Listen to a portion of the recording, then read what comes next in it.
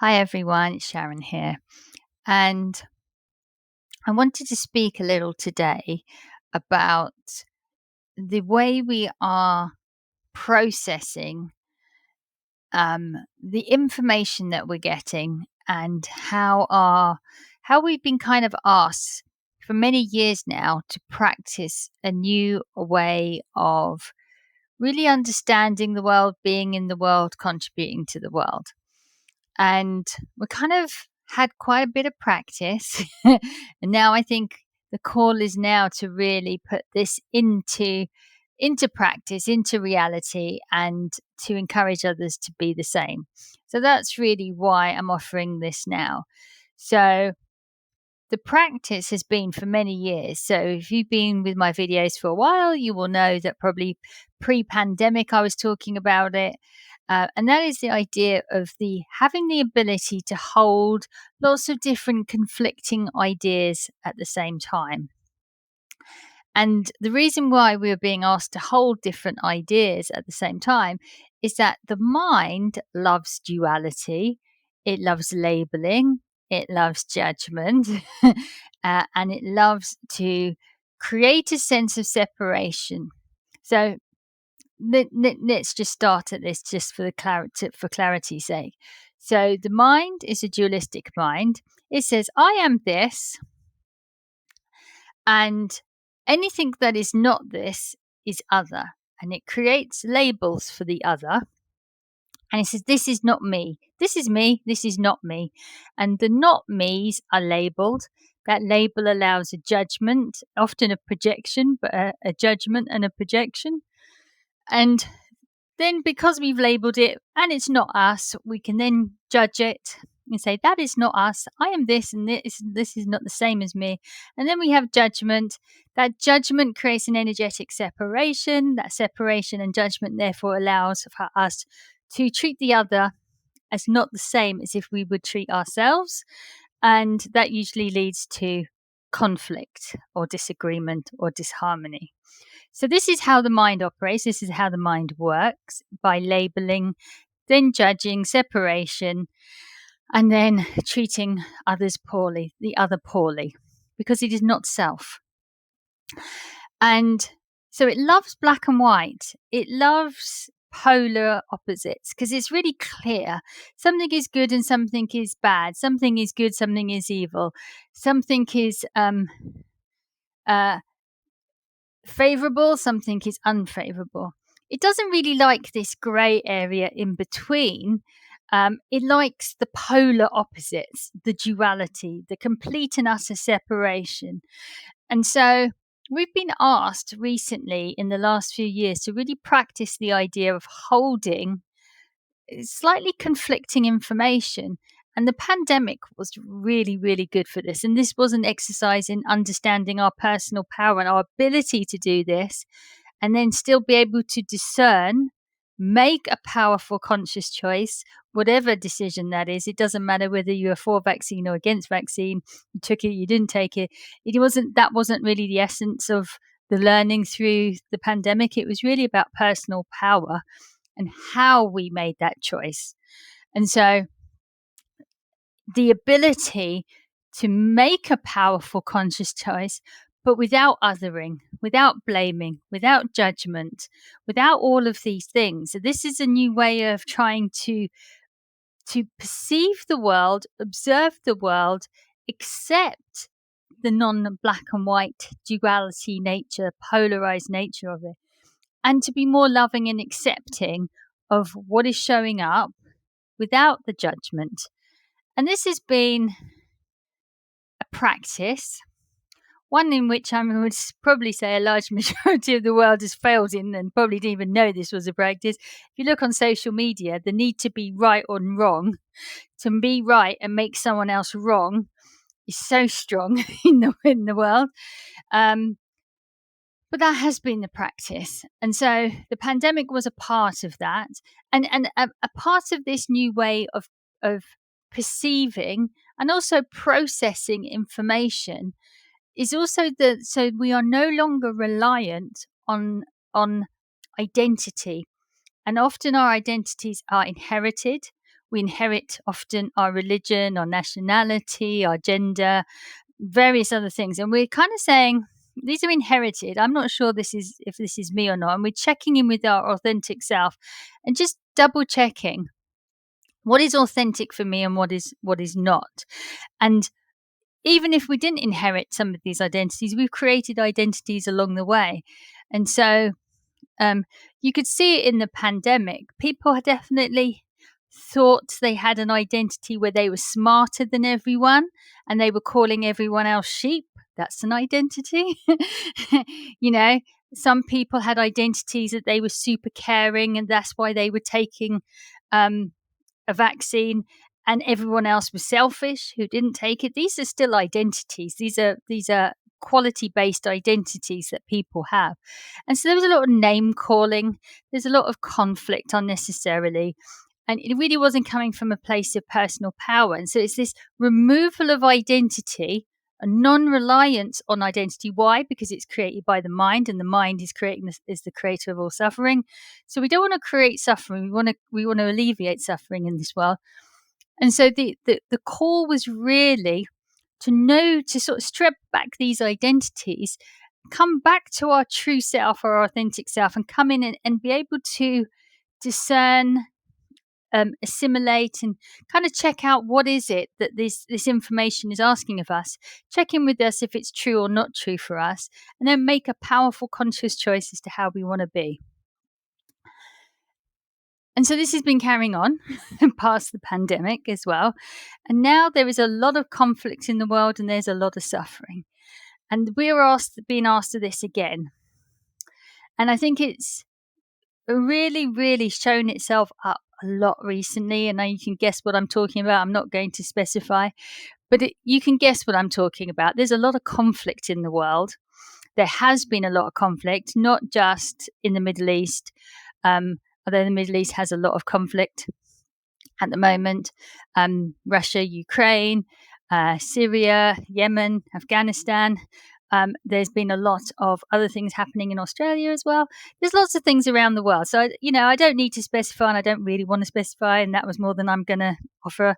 That's it. But I can't help but notice that there seems to be a real mind, ego-led desire to pick a side. And it's really unconstructive and it really doesn't contribute to peace. And I've slightly talked about it last week when we were talking on the last day of the Love Light series that I did on Facebook. And we have to start asking ourselves, what do we want to contribute to the collective energy of the world? What do we want to put into the collective? And what we put in, is that actually contributing positively to what we say we want? So if we say we want peace, how and what are we actually contributing? If there is a lot of anger, there's a lot of hatred, and there's a lot of violence, does anger help that? Does that solve anything? Does it create peace? And anger is very low on the vibrational scale. Love and peace is the highest on the vibrational scale. Are we really going to achieve peace through anger? And the answer has to be on a spiritual level. No, of course we're not. Absolutely not. In fact, we are contributing to greater suffering when we put anger and judgment into the collective. So peace is the highest vibration we have as humans. Joy and love come below it. And the reason love is lower than peace is because you cannot get peace without love. You have to move through love to peace. And I don't think that's widely recognized, particularly at the moment.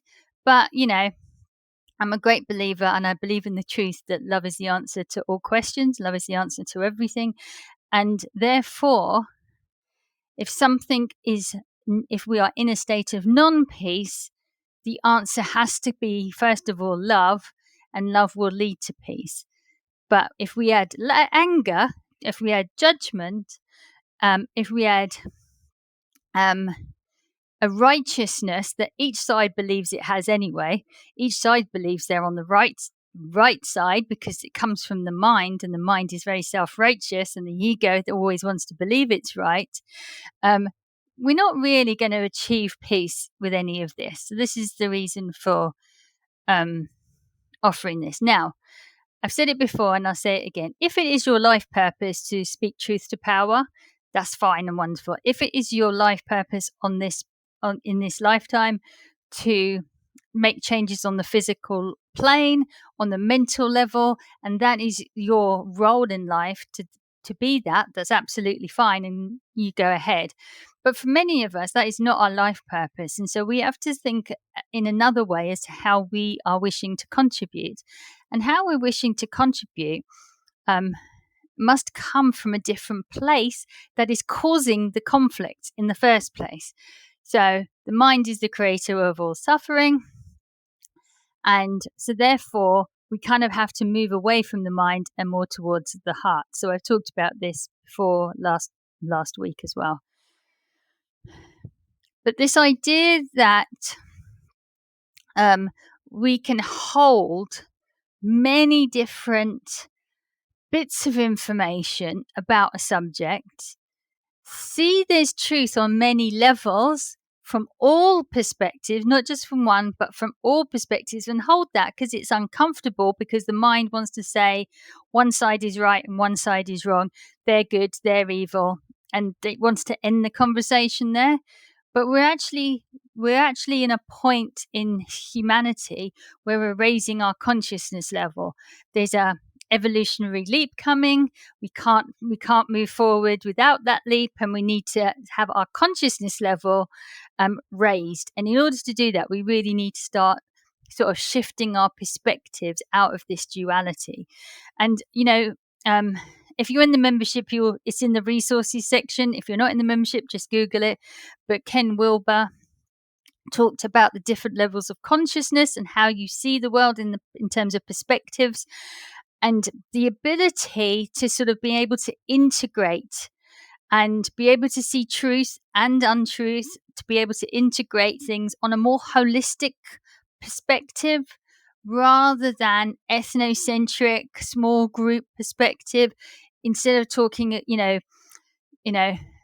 about just love of self, we're not egotistical so much anymore. We don't just love ourselves. Okay, well, we can extend that love out to family. Okay, great. And now we can extend it out to a limited group. Maybe so the family is a limited group, and then your local community is a limited group. Maybe your religion is a limited group, and then your nationality is. These are all limitations on love and how much you're willing to share and accept and offer compassion to. And these groupings create a limitation or condition on our love. And so really, we're moving out of these smaller limitations to a more global, more universal, a more humanity-based love perspective, where we value all life, not just for the groups that we have judged to be same as us. So this sameness and this othering is a very important part that our minds create and say, I can only love this group. Everything outside this group, leave it to your own devices, right? Because we create this othering. And so we're moving perspective-wise into a wider, more global, more unified, more unity-conscious way of being in the world, where not just human life, but all life matters. All life plays a part and has a contribution, and we need to have a respect an acceptance of everyone's contribution. We all have a pure potentiality in every human being. We have a capacity for the whole spectrum of thought and behavior. But what do we consciously want to choose to be? And how do we want to be in the world? And what do we want to contribute? That's a conscious choice that we have to be willing to offer now more than ever in a bit more of a holistic way. And so when we start choosing sides in conflict and say they've done wrong, well, that might be true. They may have committed great violence, but so is the other side. And this is the thing. All we do is perpetuate violence and suffering when we do not acknowledge there is truth of that on all sides. And if there's truth on that on all sides, we will never, if we keep just blaming each other, blaming the other, blaming this, oh, that happened 100 years ago, oh, that happened yesterday. If we stay in the mindset, and it is a mindset of this, they did this, we do this, they did that, they said that, it's just a blaming technique, and it just goes back and forth and back and forth and back and forth, and more violence is committed in the name of ideas and ideology. But it doesn't create any peace. It doesn't alleviate suffering, it just perpetuates it. So we have to ask ourselves, what do we want for this world? And how do we want to contribute? Can we take a consciousness leap and instead of choosing sides, choose the side of all of life? And these are the kind of questions we're having to ask ourselves at the moment, because we're in the great suffering. Until we find some of this unity consciousness, until we find this ability to, instead of creating a story, a narrative that allows us to treat others poorly, if we keep perpetuating these stories, because they're based on fears, they're based on a fear of lack of safety, a fear of whatever. It's always fear-based. From these fears, we create stories and labels, and then we can treat people poorly. We really have to step out of this. This is really, we've been doing it for centuries. If the mind had the answers to everything, we would have solved all of the world's problems. It clearly doesn't have the answer to everything. We need to activate the heart. We have to activate heart-based solutions. We have to stop letting the mind create these divisions and separations and labels, and really step into and put it into action. And the more heart-based solutions. And a few years ago, I wrote a blog called Love in Action. And then I saw other people writing, other blogs and other articles with the same phrasing, love in action. If we are to accept that we are loving beings and we want a world of peace, this needs to be put into the world. It needs to have an action of it. And we were being asked of this pre-pandemic as well. So this is what I wanted to offer today. If there are any comments in the section that says anything to the contrary, that no, I should be picking a side, I can assure you I'm going to ignore it, because all it's going to do is prove to me that your level of consciousness is not raised, and you are wanting me to pick a side. I will not pick a side. I will not pick any sides, and I'm not going to. If you want to pick them, that is up to you. That is your conscious choice of what you are putting in the world. But I'm also very conscious of the fact that people may not like the idea of not picking a side. The mind wants duality. It wants actually to perpetuate suffering, because it's of the mind and it's in power then. So it doesn't want to give it up. And so I hope it's not too controversial for people. But if it is, I apologize.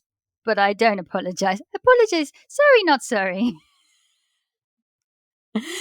But I think it's important work that we have to do genuinely to alleviate suffering in this world, to contribute positively.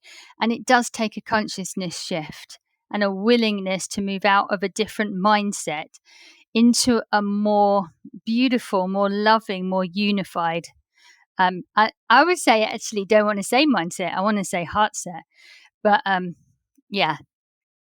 Let's work on this. This is the practice. This is the action point. And let me know what you think.